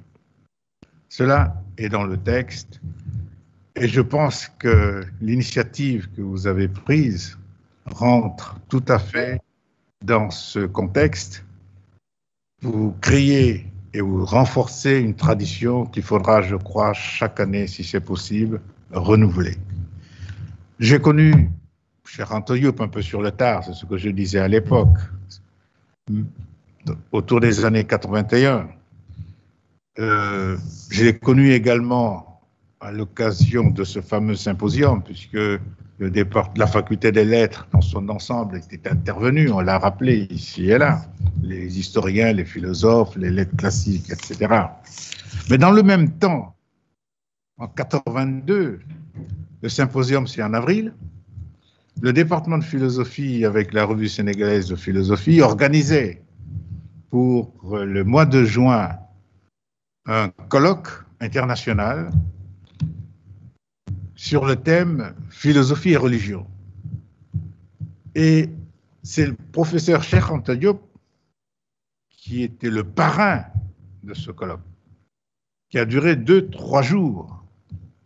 Et pendant 2-3 jours, le 7, 8, 9, il a présidé tous les débats du matin jusqu'au soir. c'est la première activité de la revue sénégalaise de philosophie, dont j'ai les actes ici. Et ce qui était intéressant, pour démontrer encore une fois la dimension humaniste du parrain de l'université, c'est que le texte qu'il a lu lors de ce colloque et qui est publié dans les actes, c'est le dernier de ces textes, nous sommes en 86, c'est le dernier de ces actes, de ces textes, où il assigne aux intellectuels un certain nombre de tâches qu'on trouverait ici. Ce texte, il l'a dédié au cardinal Hyacinthe Thiandoum, parce que c'était le seul religieux invité qui avait fait le déplacement pour assister à la séance solennelle d'ouverture. Et il y tenait. Et je remercie Diallo Diop, puisqu'il a servi d'intermédiaire entre Cheikh Anta et nous-mêmes, au moment où nous rédigions les actes de ce colloque, pour avoir le texte complet de Cheikh Anta Diop. Et le titre de sa communication, Philosophie, science et religion. Les crises majeures de la philosophie contemporaine, et voilà ce qu'il dit: à son Excellence, Monseigneur Thiandoum, qui nous a fait l'honneur de rehausser de sa présence l'ouverture de ces journées à laquelle les autorités religieuses étaient invitées. C'est dans le texte. Et il est vrai que, alors pour suivre ce que vient de dire notre collègue Mamoussé Diagne, j'avais pris contact avec le président Senghor à l'époque, qui savait que c'est Cheikh Anta qui présidait, pour qu'il nous mette en relation avec les chefs religieux. Et je me suis déplacé, on a été voir les chefs religieux. Et le seul qui soit venu, c'était le cardinal Thiandoum. Raison pour laquelle il a été très touché par ce geste qu'il fait cette dédicace. Mais ça vous montre en même temps l'ouverture, la tolérance, la dimension humaniste. C'est un véritable, il est rationaliste et il est très ouvert. Et quand je discutais avec Senghor à propos de cette question, j'ai abordé un problème qui, moi, personnellement, me préoccupe en matière de théologie, c'est la Trinité chez les catholiques. Un Dieu unique en 3 personnes. Donc, personne ne comprend ça, mais enfin, c'est un dogme. Il y en a qui y croient, c'est un dogme. Et en discutant avec Senghor, il m'a dit il faut chercher du côté de l'Égypte pour comprendre comment on est passé. Parce que dans les textes sacrés, la Bible notamment, il est question du Père, de l'Esprit. Mais il n'est pas question du Père, du Fils et de l'Esprit en un seul. Donc la synthèse n'est pas faite dans les textes, du moins ceux dont on dispose. Il y a eu donc, dans l'histoire de la théologie, ou de ces dogmes, une évolution. On est passé de la division à la synthèse, à l'unité. Et il m'a dit, il faut voir du côté de l'Égypte, et pour rejoindre ce que dit Mamoussé Diagne, Cheikh Anta ne sait pas à quel point il a raison. Donc, et voilà, des témoignages qui nous montrent que peut-être au Sénégal, nous avons une chance, c'est que nous avons eu de grands intellectuels qui se sont battus, certainement, durs, mais qui savaient remarquer quand même chez les uns et chez les autres leur qualité et leur intelligence. Et ça, je crois que c'est une force, ce sont des valeurs qu'au Sénégal, on devrait pouvoir préserver. Alors, pour terminer, on a insisté beaucoup sur le fait, et vous avez raison de le dire, dans l'éloge qu'on avait fait à l'époque, on l'a mentionné cela, il a été mis hors de l'université par des instances administratives qui ne sont pas de l'émanation de l'université. Mais et nous nous sommes réjouis, c'était presque une résurrection intellectuelle, si je peux dire, de l'esprit universitaire lorsqu'il y a eu ce symposium, puisque non seulement l'université, dans ses différentes compositions, était impliquée, mais on peut dire que la communauté sénégalaise, dakaroise, les uns et les autres, nous avons senti là la nécessité d'une libération de l'esprit. Alors, lorsque c'est l'université elle-même qui, en son sein, empêche que l'expression de la vérité, alors là, il y a pathologie. Et cela, il faut le combattre. Parce que l'université, c'est un temple du savoir, oui, de la vérité, oui, mais la vérité en discussion, pas par la violence. Et je remercie notre collègue du Mali d'avoir insisté là-dessus.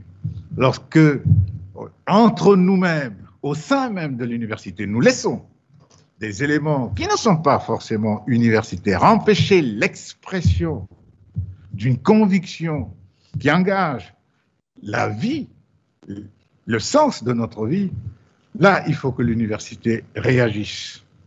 Et ça, c'est une leçon qu'on doit pouvoir tirer de ce symposium, parce qu'effectivement, comme vous l'avez rappelé, Cheikh Anta Diop, malgré toutes les attaques, toutes les critiques au sein même de ce symposium, ce n'était pas facile. Les économistes l'ont attaqué, les historiens l'ont attaqué, les philosophes l'ont attaqué. Moi, je suis intervenu dans un domaine philosophique, comme mes autres collègues l'ont rappelé. Effectivement, on l'a mis à l'épreuve, mais dans le respect mutuel. Et c'est ça, je crois qu'il faudrait maintenir, Madame la directrice, pour que nos jeunes étudiants apprennent que l'université, c'est d'abord le travail, c'est la recherche, c'est la vérité, mais c'est aussi la reconnaissance d'un débat possible entre les uns et les autres. Alors, je donne la parole à Diallo Diop pour le mot de la fin, en remerciant en tout cas les uns et les autres, mes collègues, les professeurs, notre collègue du Canada et tous les autres qui sont présents ici et à l'extérieur, de leur participation et de leur présence, et que chacun puisse, dans son milieu, être encore le témoin de la pensée de Cheikh Anta Diop, le parrain de notre université. Je vous remercie. Monsieur Diallo Diop, je vous donne la parole. Merci beaucoup à monsieur le doyen, que j'ai l'habitude d'appeler Aloïse, parce que c'est mon grand frère. Merci également à madame la directrice de m'avoir convié à cette remarquable et inédite session de journée du parrain, de commémoration, de célébration de la journée du parrain. C'est une tradition que nous avons voulu instituer dans cette université, mais la greffe a du mal à prendre. Espérons que celle-ci prendra pour de bon et que ce deviendra un rituel annuel et qu'il n'y aura plus de rejet de greffe. Il est difficile de conclure un débat avec des contributions d'une telle diversité et d'une telle richesse, mais puisque le thème à traiter, c'est le symposium de 82, dont on a pu dire que ce fut une véritable résurrection de Cheikh Anta Diop. Lorsqu'il m'en a parlé, il m'a dit « La jeune génération des universitaires veut me taquiner en passant en revue l'ensemble de mon œuvre. » C'était comme un jeu pour lui, mais il était ravi de pouvoir présenter son œuvre à la jeune génération académique. Alors, on a beaucoup parlé de l'ambiance, de l'engouement, du plein, hein, malgré la tardiveté des débats, souvent on dépassait minuit. Moi, le souvenir le plus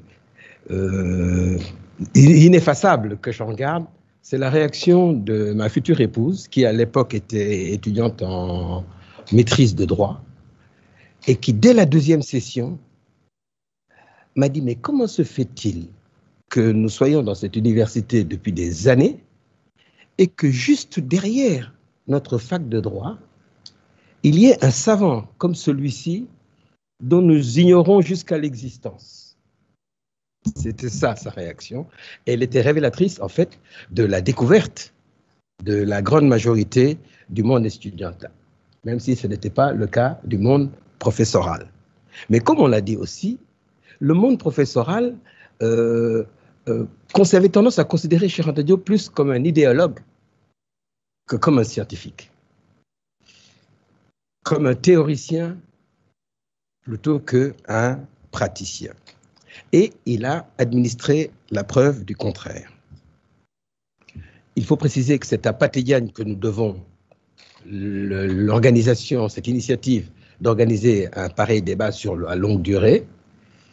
Et le seul regret, évidemment, à exprimer, c'est que ce n'ait été ni filmé, ni enregistré, mais je ne sais pas si vous le savez, mais c'est un militant du RND de l'époque, Armand Faye, qui, lui, a pris sur lui, il travaillait dans l'équipe rédactionnelle du journal du parti, a pris sur lui l'initiative d'enregistrer sur les cassettes de l'époque, hein, les cassettes à bande magnétique, l'intégralité de toutes ces soirées mémorables, et qu'une fois que le site web du parti sera réactivé, ces cassettes seront à nouveau accessibles sur le www.rnd.sn. Alors, au-delà de l'ambiance, le contenu, on l'a dit, c'était passer en revue chaque soir un thème de son œuvre, passé à la loupe par les spécialistes de la question de l'Université de Dakar, les jeunes spécialistes en particulier, jusqu'à la soirée fatidique consacrée à la philosophie, où il va faire ce malaise, qui est une banale crise d'hypoglycémie liée au fait qu'il ne s'alimentait pas correctement du fait de l'absence de son épouse, qui évitait le Sénégal dans les périodes de floraison, parce que ça réveillait des crises d'asthme sévères chez elle. Il a fait une banale hypoglycémie que les médecins sur le site ont réglé avec un bonbon, à l'initiative du professeur Diaïté, alors membre du bureau politique du RND. Et il m'a dit par la suite que quel dommage qu'il ait fait ce malaise, parce que c'est la soirée où il avait le plus de choses à dire sur la philosophie. Or, Cheikh Anta n'est pas connu comme philosophe. Mais si vous prenez l'article qu'il a donné à ce numéro spécial du colloque Philosophie, Sciences et Religion, intitulé « Les crises majeures de la philosophie contemporaine », je vous le recommande, vous vous rendrez compte qu'à l'époque déjà, Cheikh Anta discutait, réfléchissait, raisonnait sur les grands problèmes de la philosophie contemporaine, et en particulier ce qu'il dira dans sa synthèse finale, dans sa somme finale, Civilisation ou barbarie, que finalement tous les grands débats philosophiques, y compris les débats ontologiques, trouveront leur réponse dans les progrès de la recherche scientifique. Un exemple ponctuel. Lorsque un des philosophes, cette fameuse soirée, je crois que c'était le professeur Mbaye, citant un passage d'une des œuvres de Cheikh Anta, je ne sais plus laquelle, a commis le lapsus en parlant, dans sa citation verbatim, de mystification, il a été aussitôt repris par l'auteur qui lui a dit mythification. Ce qui n'est quand même pas du tout la même chose. Et il a dû se reprendre en disant, effectivement, c'est bien mythification. Ça, c'est une séquence que je n'ai pas oubliée, parce que quand on vient critiquer un vieillard, un vieux, au nom de la vigueur et de la nouveauté de la jeunesse, il faut quand même veiller à critiquer le texte original. Mais par contre, une autre phrase qui, elle, alors, a une portée générale, elle est d'ordre méthodologique, et la méthodologie de la recherche. Il nous a dit, quand vous faites de la recherche, vous pouvez vous permettre les hypothèses les plus audacieuses. Il parle à la jeunesse africaine. Vous pouvez vous permettre les hypothèses les plus audacieuses. L'essentiel est que dans la vérification de ces hypothèses, votre méthode soit irréprochable dans ses modalités. Mais si vous parvenez à des résultats qui résistent à cette validation méthodologique, n'hésitez pas à vous y cramponner jusqu'à ce qu'on vienne vous démontrer le contraire. Cette liberté, cette autonomie intellectuelle qu'il a toujours préconisée, c'est une clé pour la renaissance intellectuelle de notre continent. Et ce ne sont pas les événements survenus a posteriori, comme celui que nous vivons actuellement avec la fameuse pandémie à coronavirus, comme si c'était la première pandémie à laquelle nous sommes confrontés, montre bien notre, disons, notre dépendance intellectuelle, scientifique et technologique. Alors, comme il faut être bref, moi je voudrais juste faire une observation sur la critique du mode de transmission des connaissances dans l'Égypte antique. Cher a effectivement dit que la faiblesse du système de transmission de connaissances dans l'Égypte pharaonique était due au mode ésotérique, initiatique et ésotérique de transmission des connaissances à l'ombre des temples, réservés en fait aux scribes et à leurs élèves. Cela est vrai, parce que le savoir est l'un des rares biens, en tout cas un bien public, qui s'accroît au lieu de diminuer lorsqu'on le partage. Il y en a un autre qui est la paix. Mais ce qu'il faut signaler, c'est que cette faiblesse structurelle dans l'éducation, dans le système d'éducation de l'État pharaonique, est propre précisément et spécifique à l'État monarchique, aux dynasties de l'Ancien, du Moyen et du Nouvel Empire, sur une période de près de 3 millénaires. Mais que, auparavant, lors de la constitution précisément de ce patrimoine culturel, scientifique et technique, rappelez-vous, c'est Homère lui-même qui dit que l'Égypte était le berceau de toute science et de toute sagesse, n'est-ce pas? Lorsqu'il s'est constitué à l'époque prédynastique, qui a duré au moins le double, historiquement, chronologiquement, de la période dynastique, c'est-à-dire au moins 7000 ans, mais en fait, Cheikh Anta, dans la communication qu'il a faite lors du Dr honoris causa du Morehouse College aux États-Unis, situe le début de la période prédynastique à moins 20 000, c'est-à-dire en fait la fin de la préhistoire, et le début donc des antiquités africaines.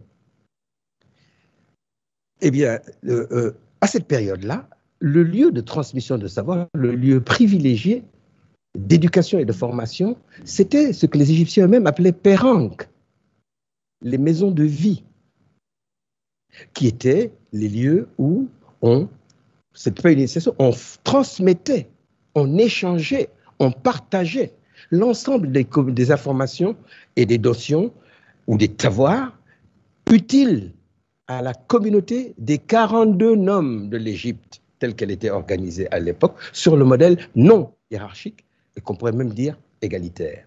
C'est à ce moment-là que l'écriture hiéroglyphique a été constituée, n'est-ce pas, avant d'évoluer vers le hiératique sous l'époque, au début de l'Ancien Empire. Donc ça me semble un élément factuel à prendre en compte lorsque l'on interprète la pensée du maître. Et le dernier point qui me semble important, parce que j'ai eu à l'évoquer ce matin dans un séminaire qui était organisé avec les professeurs de l'égyptologie de la faculté de lettres de l'Université de Dakar, et aussi un anthropologue, le professeur Chernian. Il est certes, nous nous battons pour que les travaux et les conclusions du professeur Cheikh Anta Diop fassent l'objet d'un enseignement systématisé et inscrit dans les curricula du cursus académique, depuis le primaire jusqu'au supérieur. Mais ce qui nous semble le plus important, ce n'est pas tant de transmettre les résultats de ces travaux, dont certains sont tombés dans le domaine commun, l'Afrique berceau de l'humanité, l'Égypte était nègre, enfin, etc. C'est devenu des poncifs, à la limite. C'est ignoré de beaucoup d'entre eux, ça doit leur être transmis, mais enseigner la méthode, la méthodologie, ce que nous appelons le paradigme scientifique pluridisciplinaire proposé par le dernier encyclopédie, que de simplement communiquer les résultats de ces travaux, afin qu'on puisse étayer ces propositions, les enrichir, les élargir et les développer. Et en conclusion, je ne sais pas si ce que nous avons entendu cet après-midi fera l'objet sera consigné. Ce n'est pas toujours le cas, et surtout sera diffusé à un public au moins estudiantin, mais l'une de mes intimes convictions, c'est que le redressement de notre continent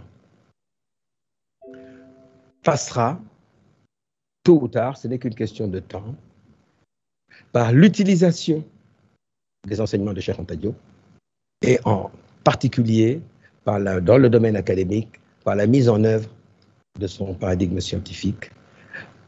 Je ne dis pas novateur, mais en fait révolutionnaire, en ce sens qu'il sape les bases même de l'érudition occidentale.